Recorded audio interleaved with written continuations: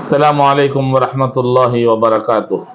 حدیث کا سبق نمبر 40واں سبق، جس کا عنوان ہے باوضو رہنے سے شہادت کا ثواب ملتا ہے۔ رسول پاک صلی اللہ علیہ وسلم کی خدمت کرنے والے صحابی، ویسے تو کئی صحابہ خدمت کرتے تھے،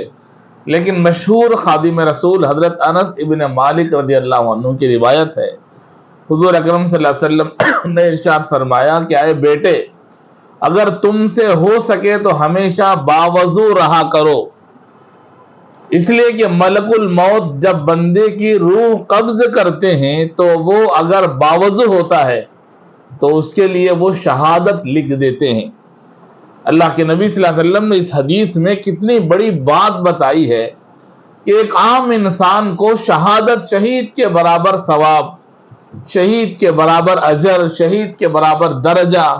حالانکہ جنت میں شہداء کے لیے الگ مقام ہوگا، ان کا اجر الگ ہوگا، ان کا ثواب ہوگا، ان کا مقام زیادہ ہوگا۔ چنانچہ شہیدوں کو ان کے بارے میں یہ حکم ہے کہ ان کو ان کے خون کے دھبوں کے ساتھ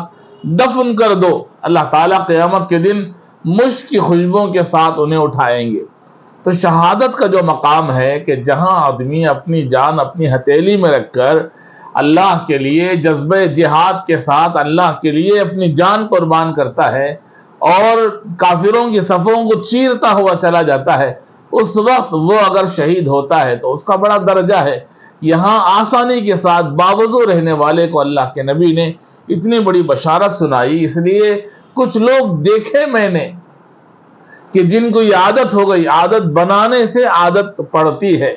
کہ جب بھی وضو ٹوٹے، استنجے کو آدمی جائے فوراً وضو کر لے۔ شیطان چاہتا ہے کہ ہم بے وضو رہیں، لیکن جب آدمی باوضو رہتا ہے اس کی کئی فضیلتیں ہیں، میں آپ کو دھیرے دھیرے بیان کروں گا۔ آج کی جو فضیلت ہے باوضو، ہمیشہ باوضو رہنے کی، وہ یہ ہے کہ اللہ کے نبی نے فرمایا کہ انتقال کا وقت آ جائے، آدمی باوضو رہے، اس کے لیے شہادت کا اجر لکھا جاتا ہے۔ اللہ تعالی ہمیں عمل کی توفیق عطا فرمائے۔ السلام علیکم ورحمۃ اللہ وبرکاتہ۔